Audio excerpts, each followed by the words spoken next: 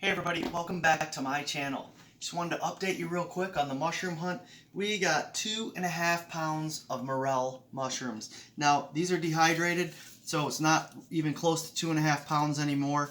This is why if you buy dehydrated mushrooms they cost so much, because this is not even, there's barely anything there weight wise, but they dehydrate really well.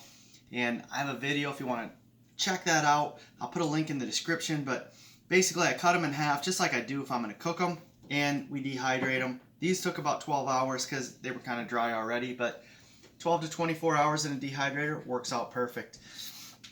So the way I keep these is just in your standard brown paper sack. It actually keeps them very well.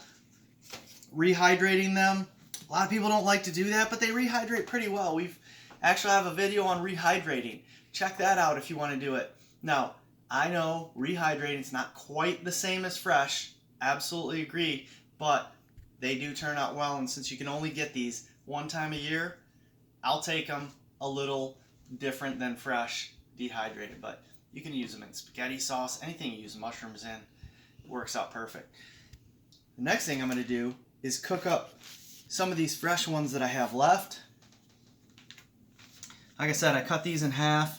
I just kept these in the refrigerator for a couple days, but I'm going to rinse them, and then we're going to cake on a little bit of my favorite. This is my favorite way to make them.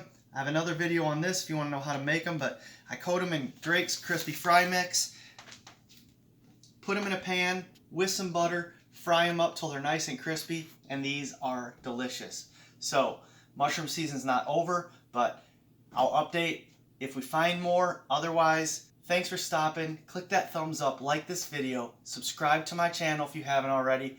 Click the notification bell. You'll get notifications when I post the videos. And most of all, thanks for stopping.